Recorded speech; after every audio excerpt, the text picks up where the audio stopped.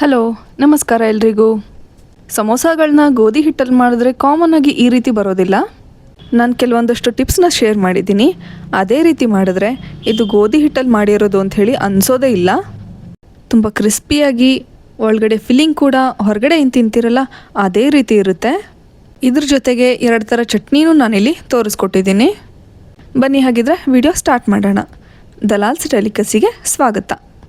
ಮೊದಲಿಗೆ ಒಂದು ಬೌಲಲ್ಲಿ 1.5 ಕಪ್ಪಷ್ಟು ಗೋಧಿ ಹಿಟ್ಟು, ಸಮೋಸ ಕ್ರಿಸ್ಪಿಯಾಗಿ ಬರಬೇಕು ಅಂದರೆ 1/4 ಕಪ್ಪಷ್ಟು ಚಿರೋಟಿ ರವೆನ ಹಾಕ್ಕೋಬೇಕು, ಅರ್ಧ ಸ್ಪೂನ್ ಉಪ್ಪು, 1 ಸ್ಪೂನ್ ತುಪ್ಪ, ಇದ್ರ ಜೊತೆಗೆ ಅರ್ಧ ಸ್ಪೂನಷ್ಟು ಅಜ್ವಾಯಿನ್ನು ತಿಕ್ಕಿ ಹಾಕ್ಕೊಳ್ತಾ ಇದ್ದೀನಿ.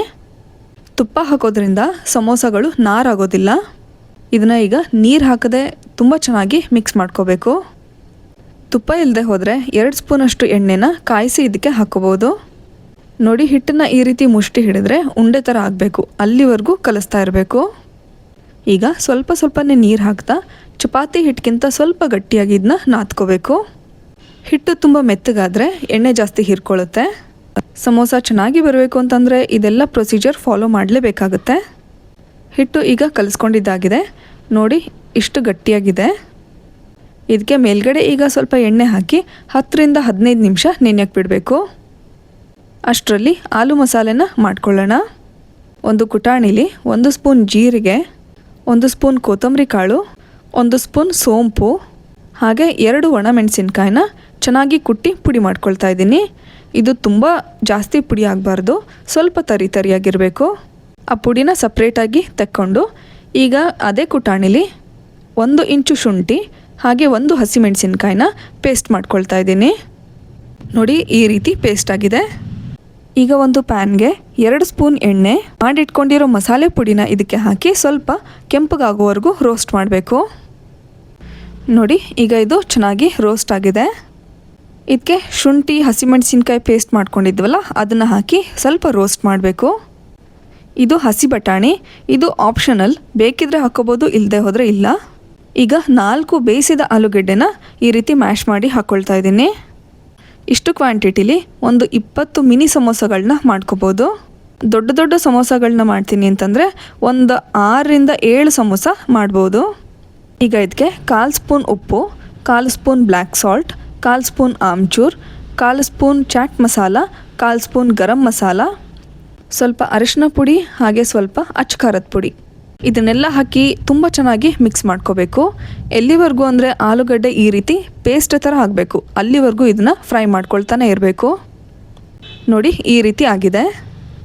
ಈಗ ಇದನ್ನ ಒಂದು ಪ್ಲೇಟ್ಗೆ ಟ್ರಾನ್ಸ್ಫರ್ ಮಾಡಿ ಪೂರ್ತಿ ತಣ್ಣಗಾಗೋಕ್ಕೆ ಬಿಡಬೇಕು. ಹಾಗೆ ಬಿಸಿದು ಹಾಕ್ಕೊಂಡ್ರೆ ಸಮೋಸಗಳು ಸ್ವಲ್ಪ ನೀರು ಬಿಟ್ಕೊಳ್ಳೋ ಚಾನ್ಸಸ್ ಇರುತ್ತೆ. ಈಗ ಪುದೀನ ಚಟ್ನಿ ಮಾಡ್ಕೊಳ್ಳೋಣ.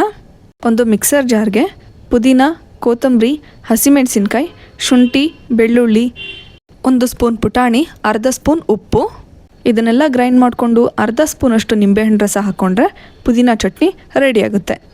ಕೊತ್ತಂಬರಿ ಸೊಪ್ಪು 1 ಹಿಡಿಯಷ್ಟಿದ್ರೆ ಅರ್ಧ ಭಾಗ ಪುದೀನ ಇರಬೇಕು. ಈಗ ಸ್ವೀಟ್ ಚಟ್ನಿ ಮಾಡ್ಕೊಳ್ಳೋಕ್ಕೆ ಒಂದು ಬಾಣಲೆಗೆ ಅರ್ಧ ಸ್ಪೂನಷ್ಟು ಎಣ್ಣೆ, 1 ಕಪ್ ಹುಣಸೆಹಣ್ಣು ರಸ, 5 ಸ್ಪೂನ್ ಬೆಲ್ಲ, ಇದಿಷ್ಟನ್ನು 1 ಕುದಿ ಬರೋವರೆಗೂ ಕುದಿಸ್ಕೋಬೇಕು. ಜಾಸ್ತಿ ಕುದಿಸ್ಕೋಬಾರ್ದು, ಇಲ್ಲದೆ ಹೋದರೆ ಪಾಕ ಥರ ಆಗೋಗುತ್ತೆ. ಇದಕ್ಕೆ ಸ್ವಲ್ಪ ಬ್ಲ್ಯಾಕ್ ಸಾಲ್ಟ್ ಹಾಗೆ ಅಚ್ಕಾರದ ಪುಡಿ ಹಾಕ್ಕೋಬೇಕು. ಇದನ್ನ ಹಾಕೋದ್ರಿಂದ ಚಟ್ನಿಗೆ ಒಳ್ಳೆ ಟೇಸ್ಟ್ ಬರುತ್ತೆ. ನೋಡಿ, ಸ್ವೀಟ್ ಚಟ್ನಿ ರೆಡಿಯಾಗಿದೆ. ಈಗ ಸಮೋಸಗಳನ್ನ ಹೇಗೆ ಮಾಡೋದು ಅಂಥೇಳಿ ತೋರಿಸ್ಕೊಡ್ತೀನಿ. ಹಿಟ್ಟು ತುಂಬ ಚೆನ್ನಾಗಿ ನೆಂದಿದೆ. ನೋಡಿ, ತುಂಬ ಸಾಫ್ಟಾಗಿದೆ. ನಾನಿಲ್ಲಿ ಸಣ್ಣ ಸಮೋಸಗಳನ್ನ ಮಾಡ್ಕೊಳ್ಳೋದ್ರಿಂದ ದೊಡ್ಡ ನಿಂಬೆಹಣ್ಣು ಗಾತ್ರದ ಉಳ್ಳೆಗಳನ್ನ ಹರ್ಕೊಂಡಿದ್ದೀನಿ. ಇದನ್ನು ನೀವು ಓವೆಲ್ ಶೇಪಲ್ಲಿ ಲಟ್ಟಿಸ್ಕೋಬೇಕು.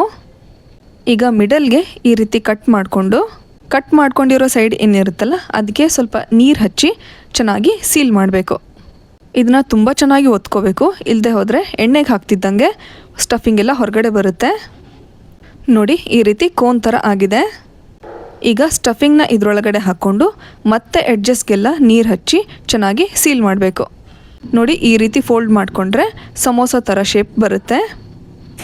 ಈ ಫೋಲ್ಡಿಂಗ್ ಅಷ್ಟೊಂದೇನು ಕಷ್ಟ ಇಲ್ಲ. 1-2 ಸಮೋಸಗಳನ್ನ ಫೋಲ್ಡ್ ಮಾಡಿಕೊಂಡ್ರೆ ಅದೇ ರೂಢಿಯಾಗುತ್ತೆ. ಹಾಗೆ ಸೈಡಲ್ಲಿ ಎಣ್ಣೆ ಕಾಯಕ್ಕಿಟ್ಟು ಎಲ್ಲ ಸಮೋಸಗಳನ್ನ ಮಾಡಿಟ್ಕೊಂಡಿದ್ದೀನಿ. ಸಮೋಸಗಳನ್ನ ಎಣ್ಣೆಗೆ ಹಾಕುವಾಗ ಫ್ಲೇಮ್ ಲೋ ಅಲ್ಲಿರಬೇಕು. ಇಲ್ಲದೆ ಹೋದರೆ ಹಸಿ ಹಿಟ್ಟು ಒಳಗಡೆ ಹಾಗೆ ಉಳ್ಕೊಳ್ಳುತ್ತೆ. ಸ್ವಲ್ಪ ಕೆಂಪಗಾದ್ಮೇಲೆ ಮೀಡಿಯಮ್ ಫ್ಲೇಮಲ್ಲಿಟ್ಟು ಚೆನ್ನಾಗಿ ಫ್ರೈ ಮಾಡ್ಕೋಬೇಕು. ನೋಡಿ, ಈಗ ಸಮೋಸಗಳು ರೆಡಿಯಾಗಿದೆ. ತುಂಬ ಹೈ ಫ್ಲೇಮಲ್ಲಿ ಇಟ್ಟು ಕರ್ಕೊಂಡ್ರೆ ಮೇಲ್ಗಡೆ ಗುಳ್ಳೆಗಳಾಗುತ್ತೆ. ನೋಡಿ ಸಮೋಸಗಳು ಎಷ್ಟು ಚೆನ್ನಾಗಿ ಬಂದಿದೆ ಅಂತ. ಈ ರೆಸಿಪಿ ನಿಮಗೆ ಇಷ್ಟ ಆಗಿದ್ದರೆ ಲೈಕ್ ಮಾಡಿ, ಹಾಗೆ ಶೇರ್ ಮಾಡಿ. ನನ್ನ ಚಾನಲ್ನ ಸಬ್ಸ್ಕ್ರೈಬ್ ಮಾಡೋದು ಮಾತ್ರ ಮರಿಬೇಡಿ. Thank you.